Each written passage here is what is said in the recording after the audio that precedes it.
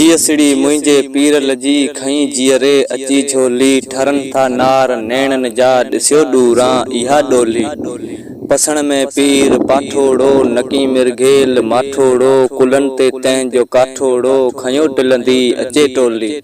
गॾे घोड़ा बि गॾ शामिल चढ़ियो तबसर कुलन का मिल अधियूं आयम अंगणा मिल ॿुधोड़ी बा बीहल ॿोली।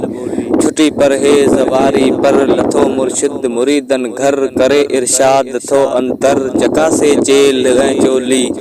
वनी जो वर्त थियो जेठो पियारल पीर घर पेठो वठी ज़ालन जो विच वेठो लगाए पीर पाथोली। पुजारी पीर जी पुठ में पिया जाहिल वॾी जुठ में ॾिनो मुर्शिद संधी मुठ में गॾे गाबो क घर गोली। टिनन पैरन में पर ॾेही करामत तिन संधी के ही रनन जे राज में वेही बधन था गुर्ग गिरगोली। असांजो आहे अॼु ॿियो हाल थी घुर्जे धूड़ धारी ज़ाल बने नित हाल झूले लाल लालण खे ॾियां लोली। पिया फयाज़ अॼु फाटी गुहांदी थी घणी घाटी खैन गुगदाम गेलाटी लगी हूंगार ऐं होली। बन्यासे जाहिलन जा जज कहन काबो कबर के कज पिणन ते था पढ़ाइन हज पिया मंझ कुफर कचकोली। ज़माने में हुआ ज़ाहिद वॾे आलत थिया आबिद वियो विसरी बितिन वाहिद रली उन जी रिया रोली। यूं रस्मूं ठगन ठायूं पखेड़ियूं जार ऐं फायूं असीं चई ओलिया आयूं ख़बर ई ख़ल्क़ में खोली।